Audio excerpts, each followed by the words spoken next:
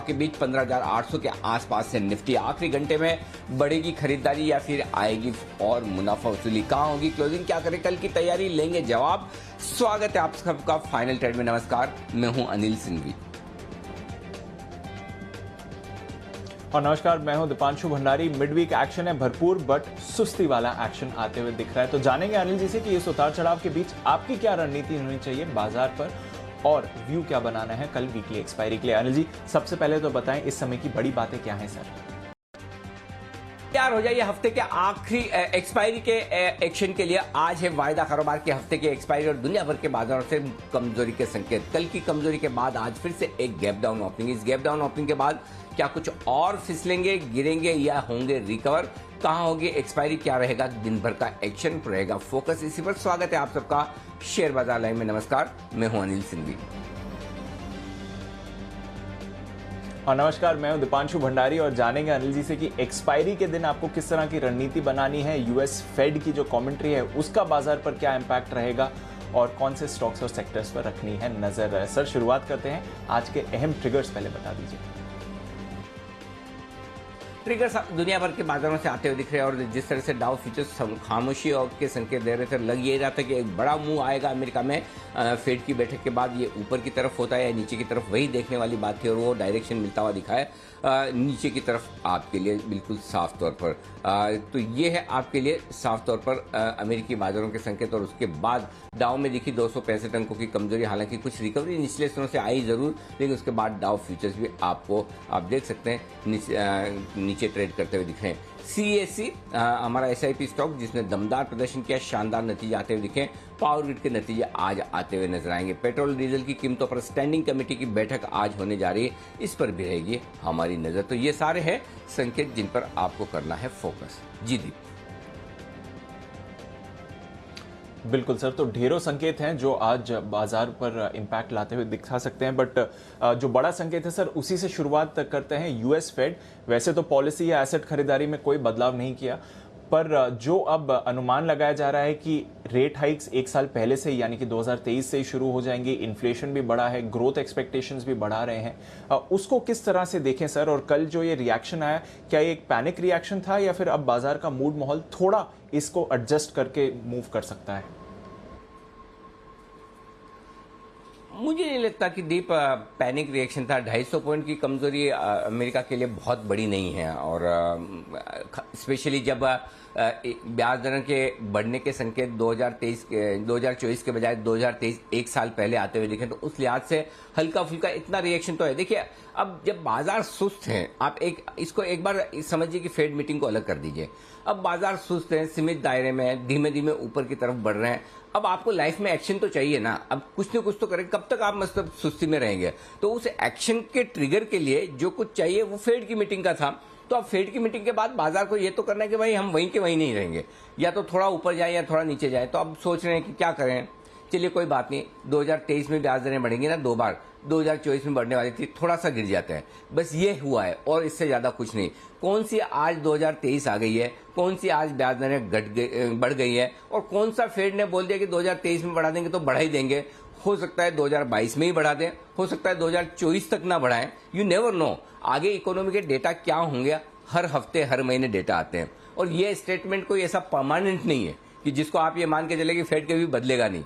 और दूसरा तो आपने देखा ही नहीं कि अब वो मतलब लिक्विडिटी बाजार से खत्म करने की सोच भी अभी शुरू नहीं की है कि हम सोचना शुरू करें, वो भी नहीं सोचा। करेंगे कब, वो तो अलग बात है। उसके पहले सोचेंगे कि कम करना है या नहीं करना है, सोचना शुरू करेंगे, फिर निर्णय लेंगे, फिर करेंगे। लंबा रास्ता है। तो मुझे कोई बहुत समस्या नहीं है दीप के बाजार गिरे क्यों है अमेरिका की मीटिंग के बाद। मीटिंग से ज्यादा ये डिमांड सप्लाई वाला गेम है। लाइफ टाइम हाई के आसपास आप हैं, आपको एक हल्का फुल्का करेक्शन चाहिए, चाहे वो हमारे बाजार हो चाहे अमेरिका के बाजार हो। तो उस करेक्शन को बाजार दिखा रहे हैं कि आप लाइफ टाइम हाई के आसपास। बाकी और क्या वजह से गिरेंगे मुझे बताइए। सेंटिमेंट आपका स्ट्रांग है, लिक्विडिटी आपके पास स्ट्रांग है, फंडामेंटल्स कंपनियों के स्ट्रांग है, तभी आप लाइफ टाइम हाई पे हैं। तो फिर आपके लिए गिरने के लिए या करेक्शन के लिए जो हल्का फुल्का एक्सटर्नल ट्रिगर चाहिए, बाहर का कोई एक ऐसा खबर चाहिए, वो करेक्शन वाली बात है। तो मैं अभी तक देखिए, अभी तक जो समझ में आया, जितना समझ में आया, उस हिसाब से मुझे नहीं लगता कि कहीं कोई बहुत दूर दूर तक डरने घबराने की जरूरत है। अमेरिका में ऐसा कुछ भी नहीं हुआ जिसकी वजह से आप अपनी नींद खराब कर लें। थोड़ा सा करेक्शन हुआ है, थोड़ा सा हो सकता है, उसकी तैयारी रखें। 2 से 3% का करेक्शन मामूली बात है, चाहे वो अमेरिका के बाजारों में हो चाहे हमारे बाजारों में हो, और इसे आप एक रनिंग करेक्शन के तौर पर देखें। हाँ, 2-3% से ज्यादा गिरने के संकेत आते दिखेंगे, और अगले 1-2 दिन में हम देखते हैं कि आज कल में क्या कुछ होता है। तो मेरे ख्याल से जो कुछ होना है आज और कल में, और हल्का फुल्का अगर होना है तो हो जाएगा अमेरिका में। सो 2-3 दिनों से ज्यादा की कोई ऐसी समस्या अभी तो नहीं दिखती।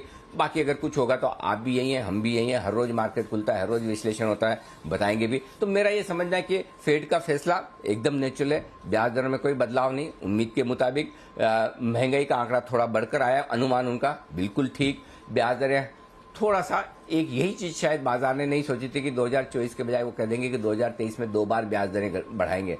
ठीक है, अब कम से कम आप एक चीज है, इसे पॉजिटिव साइड पर देखो तो आप कम से कम ये तो बोल रहे हो भाई 2022 तक नहीं बढ़ाएंगे हम, यानी कि अगले 1.5 साल तक तो आपके पास लाइसेंस है ना नीचे ब्याज दरों का। और अगर अगले 1.5 साल आपका बॉन्ड्स में पैसा नहीं बनना है, डेट मार्केट में पैसा नहीं बनना, तो फिर बनेगा कहां? बनेगा तो इक्विटी में ही। और ऐसे में ये जो मौका मिलेगा, इस मौके में आई एम श्योर अमेरिकी बाजार भी वापस खरीदारी का मौका देखकर रिकवर करेंगे, और इन मौकों की वजह से भारतीय बाजार में जो असर आएगा वो भी एक खरीदारी का मौका बनेगा। दीप, ओके, तो खरीदारी का मौका बनेगा अगर भारतीय बाजार रिएक्ट करते हैं इस पर। और सवाल सर यही था कि कितना बाजार रिएक्ट कर सकते हैं, एक तो फेड की कमेंट्री और स्पेशली जो ग्लोबल मार्केट का एक्शन हुआ, क्योंकि कल ऑलरेडी हम सुस्ती का ट्रेड दिखा चुके हैं और आज एक्सपायरी भी है। तो सारे फैक्टर्स को अगर कंबाइन करें तो भारतीय बाजार कितना रिएक्ट कर सकते हैं? ठीक तो करेंगे दीप। देखिए, ऐसा नहीं कि हम कल पूरा इस मामले को पचा गए कि अब ठीक है, अब हमें और नहीं गिरना चाहिए, गिरा होगा अमेरिका, हमें क्या फर्क पड़ता ना, ऐसा नहीं। क्योंकि देखिए, आपको याद होगा जून महीने में मैं एक बात लगातार कह रहा था कि हमारे अपने ट्रिगर्स खत्म हो गए। देखो, अब एक चीज बताओ, हमने कोरोना के तो आंकड़ों की बात करना ही बंद कर दिया, करेक्ट? लाइफ टाइम हाई पर हैं और हम मानकर चल रहे हैं कि कोरोना की दूसरी लहर बाजार के हिसाब से तो खत्म हो गई, करेक्ट? तो बाजार के लिए कोरोना ट्रिगर बचा नहीं, बाजार के लिए फ्लोज हैं। अब एफआईज और घरेलू फंड्स के फ्लो आप देखेंगे, कभी खरीदारी के, कभी बिकवाले के, कभी हाँ कभी ना टाइप वाला मामला है। तो कोई डायरेक्शन वहां से क्लियर कट है नहीं, ट्रेडर्स अपने हिसाब से अपना एक्शन ले रहे हैं। तो इसीलिए जून के महीने में मैं आपको लगातार यही कह रहा था कि जो संकेत हमें मिलेंगे विदेशी बाजारों से, वो ही इस महीने हमारे बाजारों को ड्राइव करेंगे। और उस हिसाब से भले ही कल हम थोड़ा सा गिरे हैं 101 पॉइंट, लेकिन गिरना बाकी है। क्यों? क्योंकि अमेरिका में जो कमजोरी हुई थोड़ी उम्मीद से ज्यादा हुई है। दूसरा, अमेरिका के फ्यूचर्स जो है वो भी कमजोर है। अब जरूरी नहीं कि हम उतना का उतना गिरे कि 2% गिर जाए, 1.5% गिर जाए, थोड़ा कम गिरेंगे उससे भी काम चल सकता है। तो मेरे ख्याल से 1-1.5% का करेक्शन लाजमी है यहां से भी, तो थोड़ा और गिरना बाकी है। दीप, देखिए सिंपल चीज क्या है, इंपॉर्टेंट सपोर्ट रेंज पर पहुंचना चाहिए, वहां पर सपोर्ट लेना चाहिए, वहां से फिर बढ़ना चाहिए। देखिए, जब आप बीच बीच में करेक्शन लेते हैं ना, करेक्शन लेने के बाद जो अहम सपोर्ट है बाजार का, वहां पहुंचकर वहां से अगर रिकवरी आती है ना, तो ये बाजार की ताकत दिखाती है। इसमें 2 चीजें होती है, एक जो कमजोर ट्रेडर्स है, जो खाली है ना वो मूड माहौल के हिसाब से ही, मतलब कि चलो ठीक है बहती गंगा में हम भी हाथ धो लें, वैसा वाला वो जो एकदम शॉर्ट टाइम ट्रेडर्स होते हैं, उनकी पोजीशन थोड़ी हल्की हो जाती है। मजबूत हैंड्स जो ज्यादा लंबे समय तक के लिए और ज्यादा रिस्क के साथ पैसा लगाने और ज्यादा अच्छे विजन के साथ पैसा लगाने वाले पोजिशनल ट्रेडर्स या फिर इन्वेस्टर्स, वो इसमें एंटर करते हैं। और उसके बाद जब पूरी की पूरी तेजी वापस स्क्रीन पर बनती है, रिकवरी स्क्रीन पर आती है, वो बाजार की ताकत दिखाती है और वो बाजारों को और ऊंचाइयों पर ले जाती है। तो मेरा ये समझना है, आपको करना एक ही काम है, जो मैंने आज की कमेंट्री की पहली लाइन लिखी है दीप, वो अभी आपकी स्क्रीन पर आ जाएगी। अब नेचुरली कल के करेक्शन के बाद, कल हमने करेक्शन में क्या हुआ, 3 दिनों के लोएस्ट लेवल पर हमने क्लोजिंग ली। पिछले 3 दिनों में हमने इस लेवल पर मेरे ख्याल से 15,800 के नीचे क्लोजिंग नहीं दी थी, 15,799 थी। कल उसके नीचे क्लोजिंग हुई। तो क्लोजिंग के लिहाज से 3 दिनों का क्लोजिंग लेवल हमने तोड़ा है, ठीक है। अब आज थोड़ा और घटेंगे। तो पहली चीज जो लोगों के मन में आती है कि मैं तेजी की पोजीशन को रखूं ना रखूं, करेक्ट, उसके लिए आपके लिए मैंने लिख के रख दिया है, अगर 15,575 के नीचे आप बंद होते हैं, 15,575, तो ही आपको ये सोचना है, विचार करना है कि क्या मुझे तेजी की पोजीशन कम करनी है। अगर आप 15,575 के नीचे बंद नहीं होते, हो सकता है इसमें 5-25 पॉइंट हो सकता है कि 15,550, 15,575, 15-20 पॉइंट का एक जजमेंट आपको लेना होगा। एग्जैक्ट लेवल कभी नहीं हो सकता मार्केट में, वो थोड़ा सा आपको भी जजमेंट लेना है। बट 15,575 ब्रॉडली एक ये लेवल पकड़ लीजिए, इसके नीचे बंद हो तो ही आपको सोचना है कि भाई रिस्क मैनेजमेंट ये कह रहा है कि लॉन्ग पोजीशन कम करो, अपना खुद का रिस्क मैनेजमेंट, ब्रोकर का नहीं बोल रहा हूं, अपना खुद का। 34,400 इसके नीचे अगर बैंक निफ्टी बंद होता है, निफ्टी में 15 से 25 पॉइंट का मार्जिन ऑफ एरर रहेगा, बैंक निफ्टी में 50 से 75 पॉइंट का मार्जिन ऑफ एरर रह सकता है। 35,400 के नीचे अगर बैंक निफ्टी बंद होने के संकेत देता है तो आपको तेजी की पोजीशन सीरियसली कम करनी, बस इतना ध्यान में रखिए। इसके अलावा और कुछ सोचने की जरूरत नहीं है। तो आज के सेशन में आपके लिए ओपनिंग इंपॉर्टेंट नहीं है कि आप 100, 125, 150 नीचे खुलते हैं। ये भी इंपॉर्टेंट नहीं कि आप घूम फिर के नीचे की तरफ 15,600, 15,550 तक पहुंच जाते हो। इंपॉर्टेंट ये है बंद कहां होते हैं, ये सबसे बड़ी बात है। अगर बंद आप इन दो लेवल को मेंटेन कर पाते हैं क्लोजिंग बेसिस पर, तो अलर्ट रहने की जरूरत है, घबराने की नहीं, ये ध्यान में रखिए। और चूंकि आज तो वायदा कारोबार की एक्सपायरी का दिन है भी, तो एक्सपायरी का एक्शन भी भरपूर दिखेगा। और कुछ कुछ डेटा बड़े इंटरेस्टिंग निकल कर आ रहे हैं, वो भी हम आगे बात करेंगे। जी दीप, क्लियर है सर। तो गैप डाउन तो होने वाला है, ये क्लियर है, बट क्लोजिंग कहां पर होती है और ये जो दो इंपॉर्टेंट लेवल्स दिए हैं अनिल जी ने, इन पर आपको रखनी है नजर। सर आज का सेटअप भी समझे और ये और लेवल्स के बारे में भी बात करें उससे पहले एक बार सर आईपीओ मार्केट पर भी अपडेट। 2 आईपीओज पूरी हो चुकी हैं, 2 आईपीओज अभी भी ऑनगोइंग है। श्याम मेटालिक्स को तो जबरदस्त रिएक्शन मिला, सोना बीएलडब्ल्यू भी ऑलमोस्ट एंड तक हो गया सब्सक्राइब। एक बार आईपीओज पर अपडेट दे दें सर। दीप यही फर्क है। देखिए, दो आईपीओ को आपको जानने पहचानने में और विश्लेषण करने में, श्याम मेटालिक्स में साफ साफ वैल्यूएशंस अट्रैक्टिव थे, अपसाइड नजर आ रही थी, और वो भी तब जबकि कमोडिटी साइकिल थोड़ा सा हिला है। कल भी आपने देखा कि मेटल स्टॉक्स में हल्की फुल्की कमजोरी देखने को मिली। तो वो रिस्क आपको रखनी होती कि 5-7 दिन बाद जब स्टॉक लिस्ट होगा, तो वो लिस्ट होने पर क्या आपके पास कुशन है नहीं है, वो वाली देखने वाली बात है। तो उसके बावजूद हमारी स्ट्रांग ओपिनियन थी कि इस आईपीओ में आपको पैसा लगाना चाहिए, और साथ ही इस आईपीओ में आपको लॉन्ग टर्म के लिए भी रखना चाहिए। सोना बीएलडब्ल्यू, हमने कहा मैनेजमेंट अच्छा है, कंपनी बढ़िया है, लेकिन सस्ता नहीं है, इसलिए बहुत ज़्यादा भरेगा नहीं, और नहीं जब भरेगा तो फिर आपको ये अंदाजा लगाना होता है कि अभी लेना है या लॉन्ग टर्म के लिए लिहाज से लिस्टिंग पर लेना है। तो कम भरने वाले आईपीओ में लिस्टिंग के बाद किसी भी तरह का बड़ा एक्शन हो सकता है, आपको उसकी तैयारी रखनी है। सो ओवरऑल दोनों ही आईपीओ में जो सब्सक्रिप्शन आया है मेरी उम्मीद के मुताबिक आया है। और सेम चीज आप देख रहे हैं डोडला डेयरी में और किम्स में भी। डोडला डेयरी को पहले दिन रेस्पॉन्स अच्छा मिला है, किम्स का रेस्पॉन्स मिला जुला सा है। किम्स में हमने कहा है कि हाई रिस्क इन्वेस्टर्स ही लॉन्ग टर्म के लिए पैसा लगाएं, और साथ ही हाई रिस्क इन्वेस्टर्स का मतलब ये नहीं कि ये नीचे खुलेगा ही खुलेगा। हाई रिस्क का मतलब ये कि मार्केट के मूड माहौल के साथ जिस आईपीओ में आपके लिए स्कोप लिस्टिंग पर बहुत ज्यादा ऊपर होने के कम हो, वो हाई रिस्क है। लॉन्ग टर्म के लिहाज से 5-25 रुपए ऊपर नीचे हो जाए तो फर्क नहीं पड़ता, इसलिए लॉन्ग टर्म इन्वेस्टर्स के लिए किम्स में पैसा लगाने की राय है। और डोडला डेयरी में आप शॉर्ट टर्म और लॉन्ग टर्म दोनों के लिहाज से पैसा लगा सकते हैं। ये मेरा आईपीओ पर आपके लिए अपडेट है। बिल्कुल सर, तो आईपीओ मार्केट का अपडेट, बढ़िया एक्शन चल रहा है। श्याम मेटालिक्स में अच्छा रिस्पांस, सोना भी पूरा सब्सक्राइब हो गया, बट ध्यान रखिए। और जो ऑन गोइंग आईपीओज हैं डोडला और किम्स, उस पर भी अनिल जी की सलाह। चलिए सर, फिर आप आज की मार्केट स्ट्रैटेजी भी समझा दें। सबसे पहले तो आज के संकेत क्या कह रहे हैं वो समझाएं सर। दीप देखिए, आज के संकेतों में सबसे बड़ी बात यह है कि ग्लोबल संकेत तो नेगेटिव साइड पे है ही, ठीक है। एफआईज के संकेत ये भी नेगेटिव है, डीआईज के संकेत ये भी नेगेटिव है। तो 3 संकेत हो गए आपके लिए नेगेटिव। अब एफएनओ के संकेत मेरे लिए पॉजिटिव साइड पर है।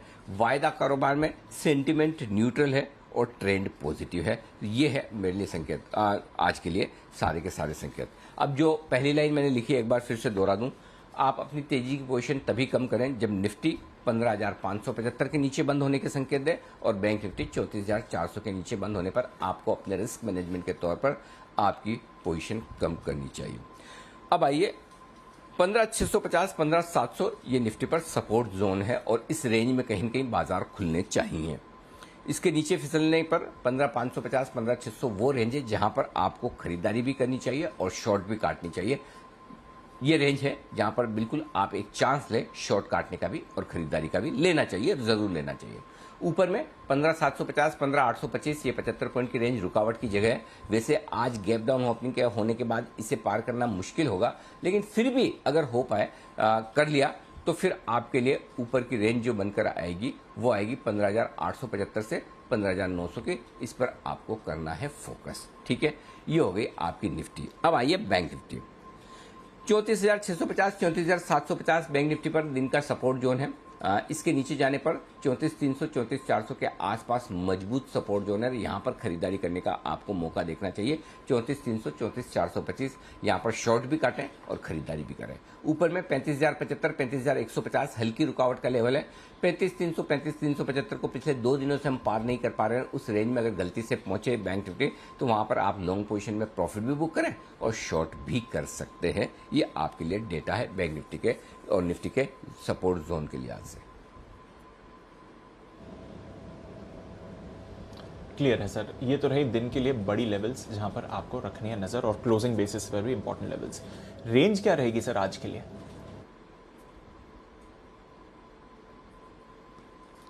रेंज है दीप आज की वो ये है कि 15,650, 15,750 small day range, 15,600, 15,800 medium range, 15,550 और 15,875 ये दिन की बड़ी रेंज के तौर पर। मैंने 25 पॉइंट का लीवे लिया। वैसे तो 15,575 ही वो लेवल निकल कर आता है, लेकिन 25 पॉइंट कुशन के तौर पर वैसे 15,575, 15,875 की रेंज होती है। ये आप ध्यान में रखिए। बैंक निफ्टी 34,650, 35,150 ये है दिन की आपके लिए छोटी रेंज।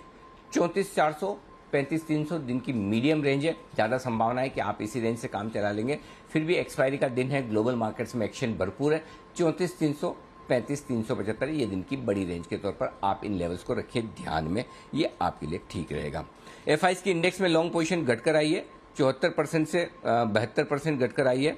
पुट कॉल रेशियो ये ओवरसोल्ड लेवल के आसपास है और पुट कॉल रेशियो आप देखिए यहाँ पर जबरदस्त कॉल राइटिंग होती हुई दिखिए। Put call ratio call writing काफ़ी हुई, उस वजह से पुट कॉल रेशियो नीचे की तरफ आया, ओवरसोल्ड लेवल के करीब है। वीकली एक्सपायरी पर 1.12 का पुट कॉल रेशियो थोड़ा ओवरसोल्ड है। मंथली होती तो शायद नहीं होता, लेकिन और तेजी के मार्केट में हम हैं तो काफ़ी शॉर्ट्स कल जरूरत से ज़्यादा बने। तो जो कल शॉर्ट्स अच्छे बने, जरूरत से ज़्यादा बने, आज उनके लिए गैप डाउन पर मौका है कि वो या तो अपना प्रॉफिट बुक करें अहम सपोर्ट लेवल के आसपास, या फिर अपने लॉन्ग पोजीशन को स्टॉप लॉस को ट्रेल करते चलें। वो ज़्यादा आपके लिए ठीक रहेगा। ये चीज़ ध्यान में रखने वाली बात है आपके लिए, ये ज़रूर ध्यान में रखें। ये हो गया आपके लिए पुट कॉल रेशियो। विक्स 2% बढ़कर आया, कोई खास चिंता की बात है नहीं। बिल्कुल सर। तो पीसीआर ओवरसोल्ड लेवल पर है, एफआईएस की पोजीशनिंग भी थोड़ी कम हुई है। देखते हैं आज वीकली एक्सपायरी पर इसका कितना इंपैक्ट होता है। सर फिर एग्जिस्टिंग पोजीशंस का क्या करें, और जिनकी लॉन्ग पोजीशंस है उनको तो इस समय थोड़ा डर लग रहा होगा?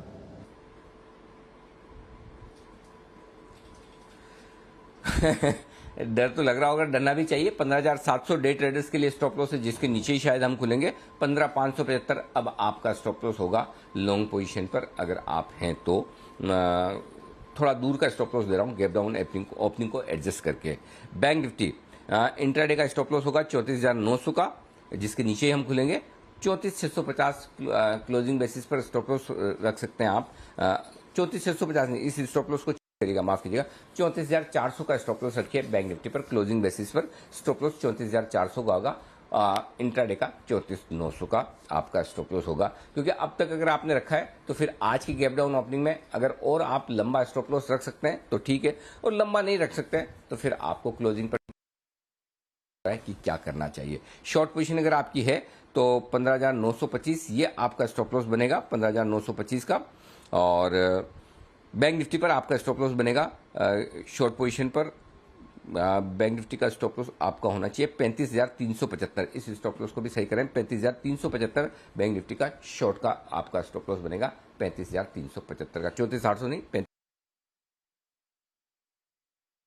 35,000 पर हुआ है, तो 35,375 आपका बैंक निफ्टी का स्टॉप लॉस है इंट्राडे और क्लोजिंग दोनों बेसिस पे। तो मैं एक बार आपको स्टॉप लॉस फिर से दोहरा दूं, निफ्टी और बैंक निफ्टी में। निफ्टी में लॉन्ग पोजीशन पर आपका इंट्राडे स्टॉप लॉस है 15,700 का, क्लोजिंग स्टॉप लॉस है 15,575। एक बार फिर से देखकर नोट कर लें। बैंक निफ्टी पर इंट्राडे स्टॉप लॉस है 34,900 का, जो शायद खुलते ही ट्रिगर हो जाएगा। क्लोजिंग स्टॉप लॉस है 34,400 का। शॉर्ट पोजीशन पर 15,925 एक ही स्टॉप लॉस है निफ्टी का इंट्राडे और क्लोजिंग बेसिस पर, और बैंक निफ्टी का स्टॉप लॉस एक ही है इंट्राडे और क्लोजिंग बेसिस पर, और वो होगा 35,375 का कल का हाई ये है आपके लिए स्टॉप लॉस का लेवल बैंक निफ्टी पर।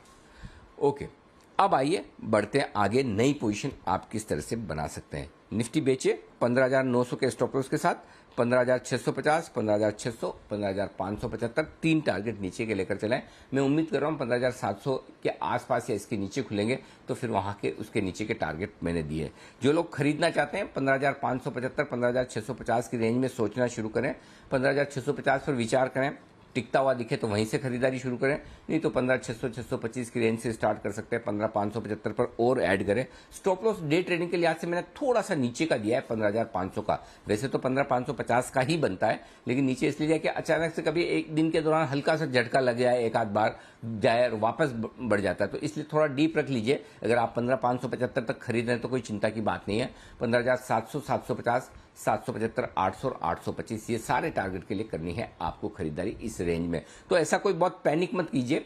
क्लोजिंग प्लान, पैनिक करना एक चीज है, समझ लीजिए पैनिक करना है तो क्लोजिंग में करना है, इंट्राडे में नहीं करना है। इंट्राडे में निफ्टी को एक बार सेटल होने दें, घूम फिर के आने दें और अपने अहम सपोर्ट लेवल को टेस्ट कर लेने दें। देखिए बुल मार्केट है, बुल मार्केट में शार्प करेक्शन कई बार आते हैं, लेकिन बुल मार्केट में करेक्शन में जो पहले ही करेक्शन में, जैसे कल इंट्राडे में करेक्शन हुआ दी और बहुत लोगों का सोचना अरे टॉप बन गया क्या, अरे अब वापस 15,900 नहीं आएगा क्या, और आज ऊपर से अगर आपको गैप डाउन ओपनिंग मिले तो अरे सब कुछ खत्म, बेच दें क्या। इन सवालों के जवाब इतने आसानी से मिलते नहीं है, और इन सवालों के जवाब मिलने का पहला संकेत तभी होता है जब आप किसी बड़े लेवल के नीचे बंद होने का संकेत है। तो इसलिए ओपनिंग पर फोकस ना करें, क्लोजिंग पर फोकस करें सबसे पहला काम। और आप कुछ कर सके ना कर सके, समझ लीजिए मार्केट का मूवमेंट नहीं प्रेडिक्ट कर सकते हैं, कितना गिरेगा नहीं कर सकते, इतना तो कर सकते हैं कि 3:30 बजे तक का इंतजार करके आप बंद कहाँ हो रहे हैं। अगर खराब बंद हो रहे हैं तो डिसीजन तब ले 3, 3:15, 3:30 बजे की क्या करना है। और अगर खराब बंद नहीं हो रहे हैं, घूम फिर के रिकवरी में मार्केट वापस आ जाए। आपने पिछले हफ्ते भी देखा है 2 बार,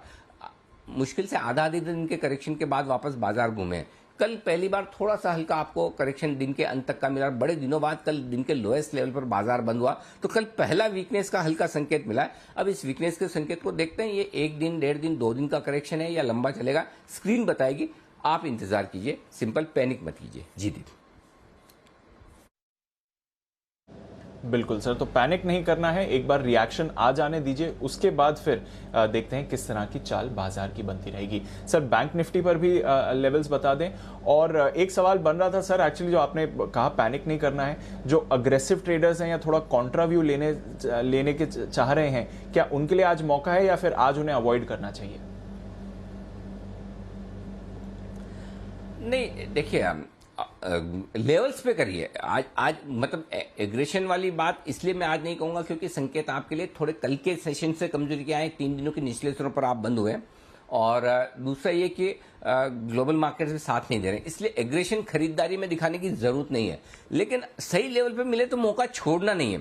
देखिए आप 15,565 के आसपास निफ्टी पर खुलने, 665 के आसपास खुल रहे हैं, और वहां से 101 पॉइंट और नीचे आ जाए तो फिर आ जाएगा ना अच्छा लेवल। अब 200 पॉइंट निफ्टी गिरता है और 100 पॉइंट कल गिर गया, 300 पॉइंट पे तो लेना ही चाहिए। अब बिल्कुल ही फिर तो आप बहुत ही डरते हैं तो उसका तो कोई इलाज ही नहीं है ना। फिर तो आप वापस इंतजार करो, जैसा अप्रैल और मई का माहौल किसी दिन बनेगा, जब बनेगा तब करेंगे। तो फिर आप रोज रोज की टेंशन ही मत लो कि अप्रैल मई जैसा मिड कैप शेयरों में जो महाकुंभ लगा है वैसा फिर से लगेगा, तो हम रोज डुबकी लगाएंगे, एक बार नहीं दिन में 3-3 बार जाकर डुबकी लगाएंगे।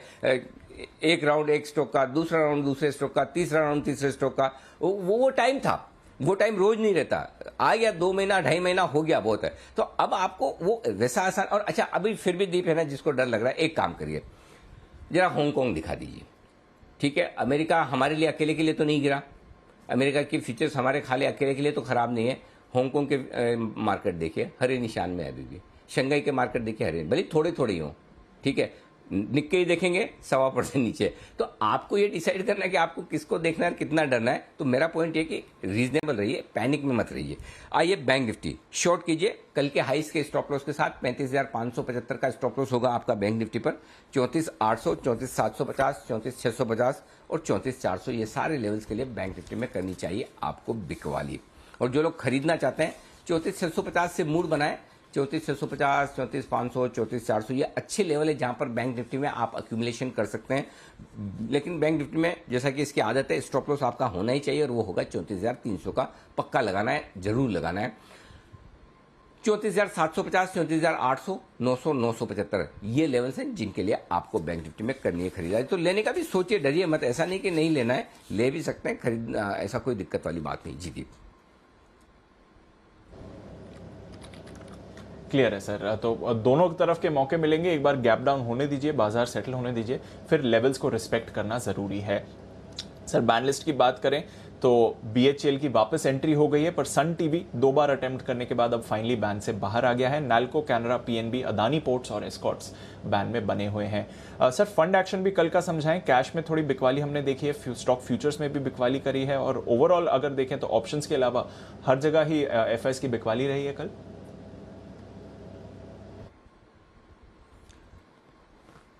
दीप देखिए, बिकवाली का आंकड़ा कल वही हम बात कर रहे थे कि किसने बेचा है ये देखना जरूरी है। तो दोनों ने बेचा है, लोकल फंड्स ने भी और FIs ने भी। FIs की बिकवाली थोड़ी ज्यादा है अनडाउटेडली, और क्वालिटी के लिए आज से आंकड़े देखेंगे तो वाकई में FIs की बिकवाली तगड़ी हुई है। 870 करोड़ की कैश, 586 करोड़ की फ्यूचर्स, इंडेक्स फ्यूचर्स में, और 385 करोड़ की स्टॉक फ्यूचर्स में। तो आप देखेंगे तो उस हिसाब से डायरेक्शनल तौर पे लगभग 2000 करोड़ की बिकवाली FIs की तरफ से हुई है, और घरेलू फंड ने भी कोई खरीदारी करने का मन बनाया नहीं, 874 करोड़। तो अगर आज मेरे लिए गिरने की वजह और कोई कारण है तो इनफैक्ट मैं ये कहूंगा कि ग्लोबल मार्केट से नहीं तो कम से कम बराबरी का कारण यह है कि FIs और घरेलू फंड ने कल अच्छी खासी धुलाई की है, काफी बेचा है। तो इनकी तरफ से बिकवाली का जो आंकड़ा है वो चिंता की बात ज्यादा है मेरे लिए। और आप देखिए घटकर 89% पे हमने जून सीरीज की शुरुआत की थी FIs की लॉन्ग पोजीशन के लिहाज से, अब घट कर देखिए 72% के आसपास आ गई है FIs की लॉन्ग पोजीशन। तो आप देख सकते हैं करीबन 17% के आसपास FIs ने अपनी इंडेक्स लॉन्ग पोजीशन घटाई है। इससे आप एक बात समझ सकते हैं कि किस तरह की कमी आती दिखी है पोजीशंस में। तो ये आपके लिए डेटा है FIs और घरेलू फंड्स के। अब आइए वायदा कारोबार के डेटा। एक डेटा जो सबसे बढ़िया है वायदा कारोबार में, जिसकी वजह से मैंने आज पॉजिटिव लिखा है वायदा कारोबार के डेटा को, वो है पुट कॉल रेशियो 1.12 पर। और ये पुट कॉल रेशियो में ज्यादा योगदान कॉल राइटर्स का है। 15,800, 15,850, 15,900 तीनों ही लेवल पर दबाकर कॉल राइटिंग हुई है। करीबन कल आप देख सकते हैं 75-80 लाख शेयरों का कॉल राइटिंग होता दिखा है 15,800 से 15,900 की रेंज में। और इसका मतलब यह है कि अब जैसे आप रिकवरी दिखाएंगे, अब 15,800 पार करना आपके लिए मुश्किल होगा। 15,800, 15,825 आपके लिए रुकावट की रेंज बन जाएगी, क्योंकि 15,800 के कॉल पर 53 लाख शेयरों का ओपन इंटरेस्ट है, 31 लाख शेयर कल ही जुड़े। तो आज के लिए फिर गैप से नीचे खुलने के बाद 15,800, 15,825 आपकी मैक्सिमम अपसाइड निकल कर आती है। 15,700 के नीचे आप खुलेंगे तो 33 लाख शेयर 15,700 के पुट पर हैं, ये रिस्क पर आएंगे। हाईएस्ट ओपन इंटरेस्ट के बराबर ही है, लेकिन अगला जो लेवल है वो 15,600 का है, जहां पर भी 33 लाख शेयर है। तो कहीं न कहीं मुझे ऐसा लगता है 15,600 के आसपास वायदा कारोबार के डेटा के लिहाज से निफ्टी सपोर्ट लेने की कोशिश करेगा। ये 25 पॉइंट ऊपर या नीचे हो सकता है। 15,675, 15,575, 15,625 ये आपकी रेंज हो सकती है, जहां पर आप निफ्टी सपोर्ट लेने की कोशिश करें। ये है वायदा कारोबार के डेटा। अब आइए वायदा कारोबार के डेटा बैंक निफ्टी के। 35,000 का लेवल मेक और ब्रेक। दीप एक चीज फिर से देखिए, आज वायदा कारोबार के हफ्ते की एक्सपायरी है। हफ्ते की एक्सपायरी के दबाकर डेटा बन रहे हैं। पहले इतने डेटा होते नहीं थे, खाली मंथली एक्सपायरी में मिलते रहे। और जब डेटा ज्यादा हो तो आपको थोड़ा सा विश्लेषण करने में आसानी भी रहती है। तो पहली चीज तो ये कि डेटा भरपूर है। दूसरी चीज जो दीप इंटरेस्टिंग दिख रही है वो ये कि 35,000 का लेवल बड़ा कश्मकश वाला है, जहां पर आप बंद हुए। 35,000 के पुट पर और 35,000 के कॉल पर दोनों ही जगह हाईएस्ट ओपन इंटरेस्ट है। तो इससे आप अंदाजा लगा सकते हैं कि कितना कश्मकश वाला मामला है। 35,000 के पुट पर 16 लाख शेयर हैं, कॉल्स पर 20 लाख शेयर हैं, कल वहीं पर बंद हुए हैं। 11 lakh share call writers add हुए। इसका मतलब क्लियर कट है, बैंक निफ्टी में थोड़े मंदी करने वाले लोग हावी ज्यादा हैं। और न सिर्फ 35,000 पर, 35,200, 300 पर भी कॉल राइटिंग है, 35,500 पर भी कॉल राइटिंग है। तो बैंक निफ्टी के लिए 35,500 पार करना बहुत मुश्किल हो रहा है। तो 35,200 से 35,500 की रेंज में बैंक निफ्टी में बार बार लगातार बिकवाली आती है। तो बैंक निफ्टी उतना मजबूत नहीं दिख रहा, निफ्टी उतना कमजोर नहीं दिख रहा। ये ज्यादा सही सेंटेंस है दोनों के लिए कि बैंक निफ्टी उतना मजबूत नहीं और निफ्टी उतना कमजोर नहीं। ये है लेवल्स डेटा। इमीडिएटली जो सपोर्ट इसके बाद आएगा वो 34,500 के आसपास निकल कर आता है। जी दी। क्लियर है सर। तो ये है आज का पूरा डेटा विश्लेषण। लेवल्स को रिस्पेक्ट करें और गैप डाउन के बाद बाजार की चाल कैसी रहेगी वो भी इंटरेस्टिंग होगा। आइए फिर हमारी रिसर्च टीम के साथ जुड़ते हैं और जानते हैं आज के अहम खबरों वाले शेयर्स और साथ ही ब्रोकरेज एक्शन किधर दिखेगा। वरुण, कुशल, मानसी और साथ ही आशीष हमारे साथ तैयार हैं। Varun, good morning. बताएं आज के अहम ट्रिगर्स और खबरों वाले शेयर्स कौन से हैं? गुड मॉर्निंग दीप। ट्रिगर्स की बात करें तो आज पावर ग्रिड के नतीजे आने वाले हैं और नतीजों के साथ साथ यहाँ बोनस शेयर पे कंपनी विचार करने वाली है, तो यहाँ नज़र होगी। साथ ही साथ पेट्रोल डीजल की बढ़ती कीमतों पे स्टैंडिंग कमेटी की आज बैठक है, तो इसके चलते ऑयल मार्केटिंग कंपनी जो है वहाँ पे आप नज़र रखिएगा। एक्स डिविडेंड होने वाले हैं काफ़ी सारे शेयर। टाटा स्टील 25 रुपये प्रति शेयर का डिविडेंड, केबल्स 3.5 रुपये प्रति शेयर, टोरेंट फार्मा 15 रुपये प्रति शेयर और टाटा पावर 1.5 रुपये प्रति शेयर का डिविडेंड है। एक्स डेट है तो यहाँ पे एडजस्टमेंट होगा। आईपीओ के अपडेट्स दे देता हूँ। श्याम मेटालिक्स, ये आईपीओ जो है 121.43 गुना भरा है, रिटेल का हिस्सा 11.64 गुना भरा है। सोना कॉमस्टार, ये आईपीओ जो है FY21 इनफैक्ट कैलेंडर ईयर 21 का दूसरा लोएस्ट सब्सक्राइब आईपीओ है, 2.28 गुना भरा है, रिटेल का हिस्सा जो है 1.58 गुना भरा है। डोडला डेयरी 1.4 गुना अब तक भरा है और रिटेल का हिस्सा 2.73% गुना भरा है। और Krishna institute of medical sciences पहले दिन 0.27 गुना यानी कि 27% भरा है, रिटेल का हिस्सा जो है वो पूरा भर चुका है। वहीं नतीजे आए CESC के, नतीजे अच्छे लग रहे हैं। कंपनी के रेवेन्यूज जो है 10% बढ़े हैं, मार्जिन अच्छे खासी बढ़े हैं, 22.1% से बढ़ के 29.1%। मुनाफा जो है 13.5% बढ़ा है, 430 करोड़ के आसपास से आया है और कंपनी ने 1:10 के स्टॉक स्प्लिट का यहाँ ऐलान किया है। न्यूरेका, यहाँ पे नंबर्स ठीक ठाक है क्योंकि रेवेन्यूज जो है वो 3.6% गिरी है, लेकिन ऑपरेशनल परफॉर्मेंस है क्योंकि कंपनी के मार्जिन जो है 11.2% से बढ़ के 13.8% पे आए हैं। मुनाफा जो है 2.4 करोड़ से बढ़ के 3.9 करोड़ पे आया है। 2 रुपये प्रति शेयर के डिविडेंड का ऐलान कंपनी ने किया है।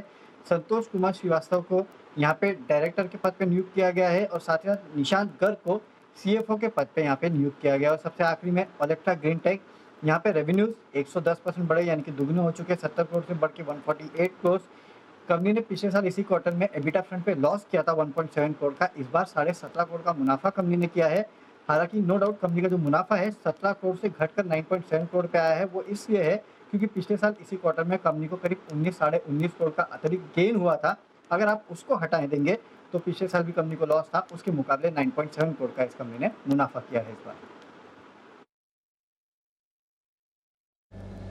ओके, तो ये है आपके लिए कुछ खबरों वाले शेयर्स जहां पर नतीजों का रिएक्शन आप आते हुए देख सकते हैं। CESC ऑफ कोर्स इस पर नजर रहेगी।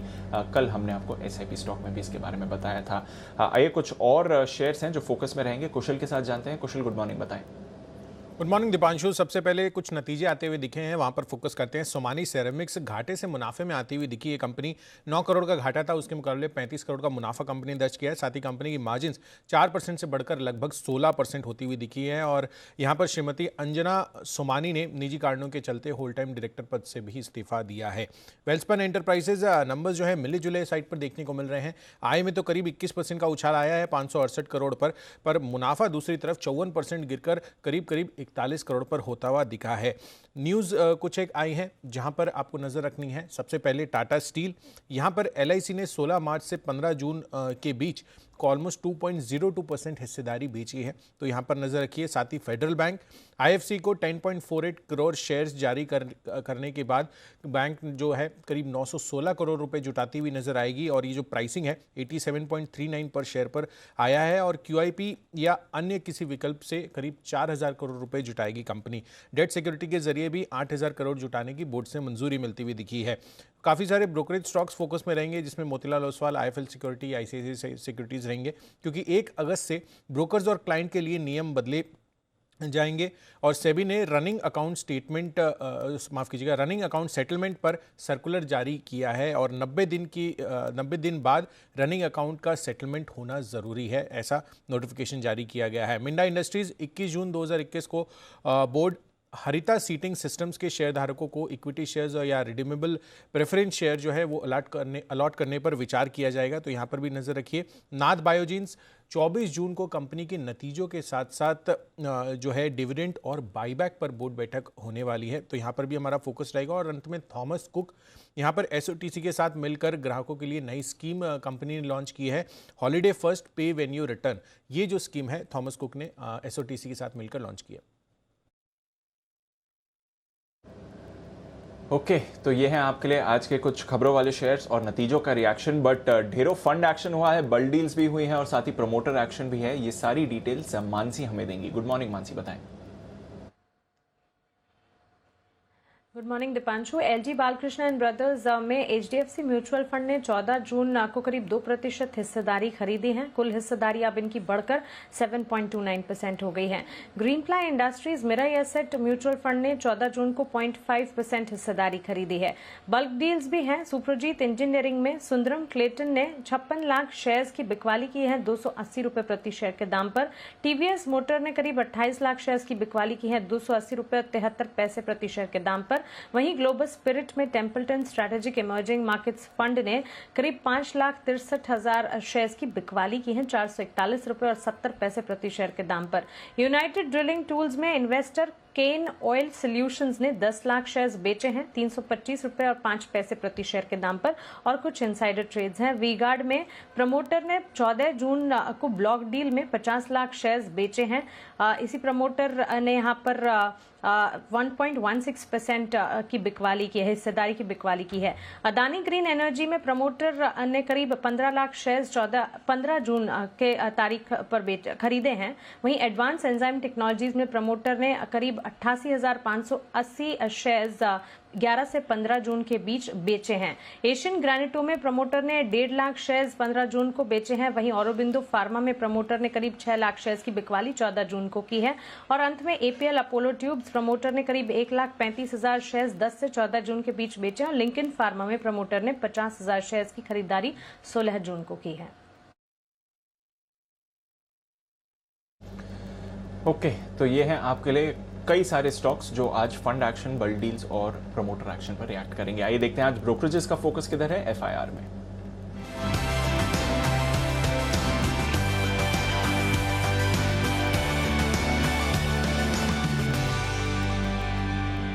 गुड मॉर्निंग आशीष, बताइए आज की रिपोर्ट्स क्या कह रही हैं।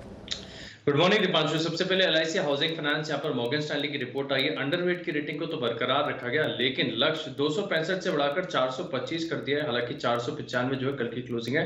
कमेंट्री पॉजिटिव है। देखिए कह रहे कि आगे जाकर ग्रोथ तो बढ़िया देखने को मिलेगी और अगर एसेट क्वालिटी में सुधार होता है तो एक बड़ी री रेटिंग का कारण होगा। और प्रमोटर की तरफ से जो कैपिटल इन्फ्यूजन, इक्विटी इन्फ्यूजन हुआ है वो भी अपने आप में पॉजिटिव है। वहीं नोमेरा अगर आप देखें तो खरीदारी किराए को बरकरार रखे हैं और इन्होंने ऊंचा लक्ष्य दिया 550 से बढ़ाकर 625 कर दिया है। 495 जो है कल की क्लोजिंग है। ग्लेनमार्क पर भी नजर रहेगी। नोमेरा की रिपोर्ट आई है, खरीदारी किराए को बरकरार रखा है। लक्ष्य 727 से बढ़ाकर 762 रुपए कर दिया। 642 के आसपास की जो है कल की क्लोजिंग है। मान रहे कि ये जो वित्त वर्ष है कंपनी के लिए काफी बढ़िया होगा। कैपिटल एलोकेशन कैसा रहता है इसके ऊपर नजर देखने को मिलेगी, लेकिन जिस प्रकार से वैल्यूएशंस है वो इन्हें काफी बढ़िया नजर आ रही है। केवल 9 टाइम्स वैल्यूएशन पर आपको स्टॉक मिल रहा है, तो इनके मुताबिक अगर आप देखें तो वैल्यूएशन स्टॉक के सस्ते हैं। एचसीएल टेक यहाँ पर सीएलएससी की रिपोर्ट आई, खरीदारी किराए को बरकरार रखा है 1160 रुपए के लक्ष्य के लिए। मान रहे कि मौजूदा भाव के हिसाब से अगर आप देखें तो रिस्क एंड रिवॉर्ड काफी बढ़िया और आगे जाकर ईपीएस में काफी बढ़िया ग्रोथ देखने को मिलेगी। टाटा स्टील पर देखिए यहाँ पर एनुअल रिपोर्ट एनालिसिस के चलते कुछ रिपोर्ट्स आई हैं। सीएलएसए खरीदारी किराए को बरकरार रखे हैं और लक्ष्य इन्होंने 1362 का दिया है। 1142 की जो है कल की क्लोजिंग है और ये मान रहे कि कंपनी जो है अब कैश जनरेशन पर ज्यादा फोकस कर रही है। डीलेवरेजिंग तो काफी बढ़िया करी दी है, लेकिन आगे जाकर जो इनका क्रेडिट कॉस्ट है, कार्बन क्रेडिट कॉस्ट है, वो थोड़ा सा बढ़ता हुआ नजर आएगा। वहीं जेफरीज अगर आप देखें तो ये भी स्टॉक पर बुलिश ही नजर आ रहे हैं। इन्होंने भी खरीदारी किराए को बरकरार रखा है 1500 रुपए के लक्ष्य के लिए। और केईसी इंटरनेशनल अंत में स्टॉक पर भी नजर रखिएगा। आउट परफॉर्म की रेटिंग दी है। मैक्वारी ने 490 रुपए का लक्ष्य दिया है। 403 जो है कल की क्लोजिंग है और ये मान रहे कि केपेक्स साइकिल की जो शुरुआत हुई है उसके चलते आगे जाकर बढ़िया ग्रोथ देखने को मिलेगी। और वैसे भी अगर आप देखें तो स्टॉक के जो रिटर्न रेशियोज है काफी बढ़िया है, डेट भी कम है, जिसके चलते स्टॉक इन्हें पसंद आ रहा है। ओके तो ये है वो तमाम खबरें और साथ ही रिपोर्ट जिन पर आज होगा एक्शन। बढ़ाएं एक्शन को आगे। हमारे सारे मेहमान हैं हमारे साथ तैयार। आइए, वक्त है पिक ऑफ द डे का।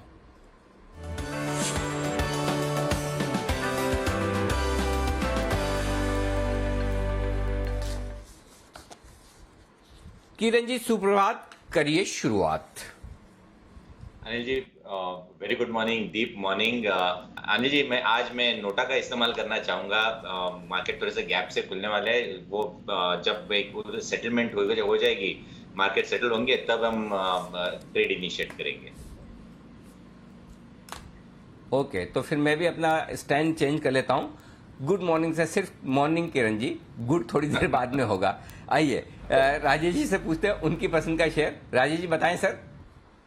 या good morning Anil ji, good morning Deepanshu जी, गुड मॉर्निंग एवरीवन। सो अनिल जी, जो स्टॉक हमें अट्रैक्टिव लग रहा है वो है एबीबी। अगर ये स्टॉक का सेटअप देखें तो कल के सेशन में काफी अच्छी बाइंग एक्शन देखने को मिली और डेली चार्ट पे अगर हम देखें तो एक नैरो रेंज कंसोलिडेशन का ब्रेकआउट देखने को मिला है। 1720 के आसपास कल की क्लोजिंग है। अगर गैप डाउन के चलते अगर मार्केट में कोई वॉलेटिलिटी ओपनिंग में रहती है और गैप डाउन रहता है तो उसके चलते अगर ये नीचे मिलता है करीब 1705 1710 की रेंज में तो बाय करें।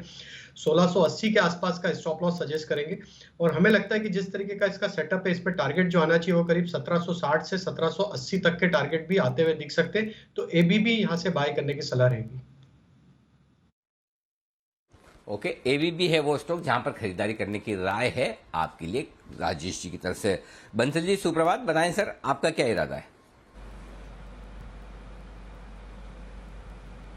सुप्रभात अनिल जी। अनिल जी, मेरा इरादा बिल्कुल भी नोटा का दुरुपयोग करने का नहीं है। पिक ऑफ द डे देंगे और पिक ऑफ द डे है ओएनजीसी। ओएनजीसी पे खरीदारी की राय है। 125 125 का स्टॉप लॉस है, 130 का टारगेट है। आज के लिए पिक ऑफ द डे है ओएनजीसी। तो आप ये कह रहे हैं कि आपका इरादा नोटा का दुरुपयोग करने का नहीं। इससे दो सवाल मेरे मन में आते हैं। पहली चीज तो क्या आप इनडायरेक्टली क्या ये कह रहे हैं, इनडायरेक्टली क्यों, क्या डायरेक्टली आप ये कह रहे हैं कि किरण जी ने नोटा का दुरुपयोग किया है, पहली बात। और दूसरी बात यह कि जिस दिन आप नोटा का इस्तेमाल करते हो क्या आप उस दिन दुरुपयोग करते हो? इस दुरुपयोग पे अपनी और किरण जी के लिए दोनों की सफाई दीजिए। देखिए अनिल जी, बिल्कुल मैं तो जब नोटा का बोलता हूं तो मैं बोलता हूं अनिल जी मैंने तो दुरुपयोग करा अनिल जी, सामने वाले के ऊपर है अनिल जी, बट इसमें तो कोई दो राय नहीं है। किरण जी का तो मतलब कि खजाना बड़ा पूरा भरा हुआ है, एनएससी में इतने स्टॉक हैं, बिल्कुल नीट क्लीन क्लियर उन्होंने नोटा का अनिल जी दुरुपयोग करा है। कहीं पार्टी कर रहे होंगे कल। चलिए बढ़िया, मान लेते हैं। आपने अब बोला है तो कुछ न कुछ रिसर्च करके बोला होगा, तो बंसल जी की बात सही मानी जाए। आइए कि कुणाल जी से पूछते हैं उनकी पसंद का। Kunal ji good morning. Anil ji good morning. Deepanshu good morning. Anil ji, इससे पहले कि आप गुड मॉर्निंग में से गुड निकाल दें, अनिल जी मैं खरीदारी की राय देता हूं और खरीदना है Anil ji Tata consumer product Tata CP, जिसमें कि एक ब्रेकआउट आता हुआ दिख रहा है। बाजार जिस तरह का है थोड़े डिफेंसिव स्टॉक्स पर फोकस करना चाहिए। टाटा सीपी में मान लीजिए आज शुरुआती ट्रेड में कुछ गिरावट आती हुई दिखे क्योंकि कल काफी बड़ा था, तो वहां पर इसको बाय करना चाहिए। मुझे 722 के आसपास बड़ा सपोर्ट नजर आ रहा है। 722 के स्टॉप लॉस से बाय करें टाटा कंज्यूमर प्रोडक्ट। मुझे लगता है कि 750 के लेवल्स आपको इसमें आज आते हुए दिखाई पड़े। 750 तक के टारगेट के लिए टाटा कंज्यूमर प्रोडक्ट्स में करें खरीदारी, ये है आपके लिए राय आती हुई कुणाल जी की तरफ से। सेठी साहब नमस्कार, बताएं सर आपने कौन सा शेयर चुना है आज पिक ऑफ द डे के तौर पर? Good morning Anil ji, good morning Deepanshu. देखिए अनिल जी, इंटरनेशनल क्यूज आज कुछ नेगेटिव है। कल देर शाम जो फेड की में उन्होंने 2023 तक में जो पहले माना जा रहा था कि कुछ रेट हाइक नहीं होंगी, तो वहां पे उन्होंने बोला 2 बार रेट हाइक हो सकती है, प्लस जो बॉन्ड बाइंग का उनका प्रोग्राम है उसको भी थोड़ा टेपर करने की बातें हैं। उसको वैसे तो नेगेटिव है, बट उसको एक ग्लास हाफ फुल के तौर पे भी देखा जाना चाहिए कि चूंकि वो इकोनॉमी के जो परफॉर्मेंस के लिए ऑप्टिमिस्टिक है, इसलिए उन्होंने ऐसी बातें करी है। तो I am not very concern. हालांकि आज तो बाजार थोड़े कमजोर खुलेंगे, बट मुझे लगता है इस कमजोरी में एक अच्छे क्वालिटी के स्टॉक्स में बिल्कुल खरीदारी करने के मौके ढूंढने चाहिए। बाकी अनिल जी, जो मेरा आज का पिक ऑफ द डे रहेगा वो कैश मार्केट का स्टॉक है CESC। कल नतीजे बहुत ही अच्छे रहे और उसके अलावा कंपनी ने 1:10 माने एक शेयर को 10 में स्प्लिट करने का अप्रूवल दिया है, तो वो एक पॉजिटिव नजर आता है। और जिस तरह से पावर स्टॉक्स में एक बहुत अच्छी तेजी बनी हुई है और ये स्टॉक तो वैल्यूएशन के लिहाज से विद इन द सेक्टर बहुत ही सस्ते वैल्यूएशन में ट्रेड करता है, तो यहाँ पे खरीदारी करने की सलाह है आज के गिरावट में। मेरा इसमें शॉर्ट टर्म में मैंने आज ही टारगेट है 795 रुपए का, और स्टॉप लॉस वो डिपेंड ऑन कहाँ खुलता है, वहां से कुछ 2-1% नीचे का स्टॉप लॉस रख के मुझे लगता है इसमें खरीदारी करनी चाहिए। ओके, ये है आपके लिए खरीदारी करने की राय इस वक्त आती हुई। CESC आज का पिक ऑफ द डे है। कल बेहतरीन शानदार रिजल्ट्स आते हुए दिखे और कल ही ये स्टॉक हमारा SIP स्टॉक भी था, तो इस स्टॉक में आज देखते हैं किस तरह का एक्शन होता है। लेकिन सेठी साहब, आपके पास तो लिस्ट लंबी होती है, सीएससी तो पिक ऑफ द डे हो गया, लेकिन इसके अलावा और कौन से स्टॉक्स हैं जहां पर आपको लगता है कि आज नजर रखनी चाहिए, स्पेशली वायदा कारोबार में? बिल्कुल अनिल जी, एक दो स्टॉक और बताऊंगा। आज एक्चुअली चूंकि मैं मुंबई से बाहर हूं तो इसलिए ज्यादा कुछ काम नहीं कर पाया। तो मेरा जो दूसरा स्टॉक रहेगा वो रहेगा पावर ग्रिड, जिसके आज नतीजे आने वाले हैं और नतीजों के साथ साथ बोनस का भी अनाउंसमेंट होना है। मुझे लगता है इस स्टॉक को भी रडार पे रखें, गिरावट में इसको भी खरीदारी करें। आज के इसमें मुझे 252 तक के लक्ष्य नजर आते हैं, तो पावर ग्रिड में खरीदारी करनी है। फिर उसके अलावा मुझे लगता है टाटा पावर, जो कि मेरा एक पसंदीदा स्टॉक है, निचले लेवल्स पे रिकमेंड किया है, मुझे लगता है वहां पे भी खरीदारी करने की अपॉर्चुनिटी देखें और आज की गिरावट में उसमें भी खरीदारी करने की सलाह है। और finally Infosys also looks good, और इन्फोसिस पे भी खरीदारी करने की सलाह।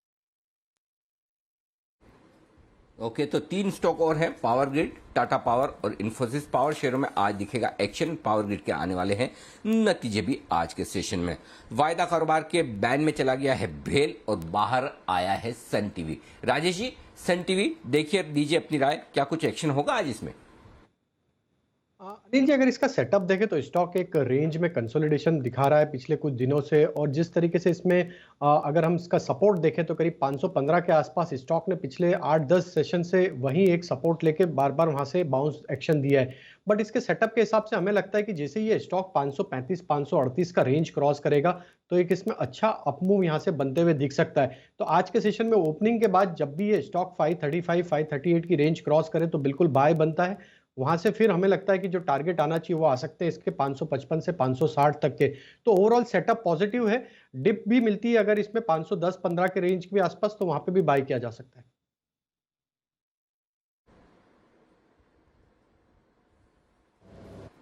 ओके, तो ये आपके लिए सन टीवी पर आए। वेल्सपन एंटरप्राइजेज, ये एक और स्टॉक है जिसके नतीजे आए कल बाजार बंद होने के बाद। सेठी साहब, इस पर आए दीजिए। रेवेन्यू आय 20% बढ़कर आई है, कामकाजी मुनाफा 7% बढ़ा है, मार्जिन थोड़े से घटे हैं और मुनाफा 54% घटकर 41 करोड़ के आसपास। क्या करना चाहिए इस स्टॉक में? 117-118 रुपए के आसपास है ये। अनिल जी, नतीजे तो बहुत ज्यादा अच्छे नहीं है, मेरे हिसाब से थोड़े डिसअपॉइंटिंग है, और जिस तरह की ऑलरेडी थोड़ी बहुत तेजी से स्टॉक में भी बनी हुई है, मुझे लगता है जिन्होंने नई निवेश की तो सलाह नहीं रहेगी, बाकी जिन्होंने लिया हुआ है वो भी अपनी प्रॉफिट बुक कर सकते हैं। बिकॉज मुझे लगता है इस ग्रुप के भी जो बाकी के स्टॉक्स हैं वो ज़्यादा अच्छा कर रहे हैं। तो मुझे लगता है अगर विद इन द ग्रुप भी आपको रहना है तो वेल्सपन इंडिया है, वेल्सपन कॉर्प है, इस तरह के स्टॉक्स है वो ज़्यादा अच्छा कर सकते हैं, तो वहाँ पे स्विच किया जा सकता है। ओके, तो ये है आपके लिए वेल्सपन इंडिया, वेल्सपन कॉर्प ज्यादा बेहतर शेयर है जहां पर करें फोकस। एक और स्टॉक है जिस पर फोकस करना चाहिए। कुणाल जी, देखिए नाथ बायो, इस कंपनी के रिजल्ट्स आएंगे 24 तारीख को, और इस 24 तारीख को रिजल्ट के साथ डिविडेंड पर और बायबैक पर भी विचार किया जाएगा कंपनी की तरफ से। ये भी हमारा एसआईपी स्टॉक रहा है। अच्छी खबर है, बायबैक पर विचार करेगी कंपनी। 405 के आसपास बन रहा है, बताएं कुछ तेजी बन सकती है इसमें? अरे जी, बिल्कुल बन सकती है। पिछले कुछ दिनों में हमने कुछ सुस्ती, कुछ करेक्शन देखा है, लेकिन मुझे अब लगता है अनिल जी एक सपोर्ट के आसपास ये स्टॉक ट्रेड कर रहा है, और अगर इसमें कुछ पॉजिटिव डेवलपमेंट्स हुए तो मुझे लगता है इस चार्ट पर आपको दोबारा से 460 रुपए के लेवल्स देखने को मिलेंगे। तो मेरी राय में अनिल जी इन स्तरों पर इसमें खरीदारी में कोई हर्ज नहीं है। नीचे एक स्टॉप लॉस रख लें, स्टॉप लॉस 395 395 रुपए का रखें। पहला टारगेट ही 445 रुपए का, दूसरा टारगेट 460 रुपए का। तो इन स्तरों पर मेरी खरीदारी की राय है स्टॉक।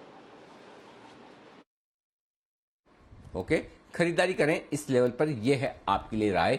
नाथ बायोजीन्स में 460 तक के लेवल्स आते हुए दिख सकते हैं आपको, इस पर करना चाहिए आपको फोकस। आइए बढ़ते आगे और कुछ और स्टॉक्स पर करते हैं फोकस जहां पर एक्शन भरपूर हो सकता है। न्यूरेका, हाल ही की लिस्टिंग वाला स्टॉक, आई डोंट नो सेठी साहब आपके रडार पर हैं, अगर हैं तो बताएं। 4% आय बढ़ी, लेकिन कामकाजी मुनाफा 19% बढ़ा है, मार्जिन भी बढ़कर आए और मुनाफे में 62% की बढ़त है, यानी कि नतीजे अच्छे दिख रहे हैं। स्टॉक 1550 रुपए के आसपास ट्रेड करता हुआ, कवर करते हैं आप इसे? नहीं, बिल्कुल अनिल जी, देखिए एक बेहतरीन क्वालिटी का स्टॉक है, ये मेडिकल इक्विपमेंट्स बनाने वाली कंपनी है, और जिस तरह से इस सेगमेंट पे सरकार का फोकस है और कई चीजों पे जीएसटी की दरें भी कम करी है, तो उसका भी एक फायदा होना है। और बाकी नतीजे अच्छे हैं, मुझे लगता है ये स्टॉक अच्छा करना चाहिए। आज के गिरावट वाले बाजार में हो सकता है थोड़ा वीकनेस के साथ खुले, बट मुझे लगता है चिंता की कोई बात नहीं। और जिनको इसमें निवेश करना है वो इस गिरावट का फायदा उठाते हुए इसमें निवेश भी कर सकते हैं। ओके, गिरावट का फायदा उठाकर आप निवेश भी कर सकते हैं। फेडरल बैंक, बंसल जी जरा इसके चार्ट देखिए और इस पर अपनी राय दीजिए। फेडरल बैंक के लिए यहाँ पर पैसे जुटाने की खबरें आती हुई दिख रही है और बताया जा रहा है कि IFCI को 10.5 करोड़ शेयर जारी किए जाएंगे। 916 करोड़ रुपए जुटाएगा बैंक, 87 रुपए 40 पैसे के आसपास, 87.39, 87 रुपए राउंड फिगर में मान लीजिए, भाव उसके आसपास ही। बताएं सर। अनिल जी यहाँ पर ऊपर में 88 रुपीज के लेवल्स पर नजर रखनी चाहिए। 88 रुपीज के ऊपर निकलेगा तब एक बड़ा मूव देखने को मिलेगा। नीचे में 83 एक सपोर्ट है, तो 83 और 88 के बैंड में ये ट्रेड कर रहा है और 2-3 बार ये स्टॉक 89, 90 तक गया है और जब जाता है तब ऐसा लगता है कि प्री कोविड हाइस के ऊपर निकलेगा। बट इस बार लगता है अगर 88 के लेवल्स ऊपर में टूटेंगे तब एक मूव देखने को मिलेगा। तो 88 के ऊपर खरीदारी की राय है और 83 के नीचे इंट्राडे के नजरिए से, शॉर्ट टर्म के नजरिए से बिकवाली की राय है और जब तक इस रेंज के अंदर है तब तक कुछ ना करें।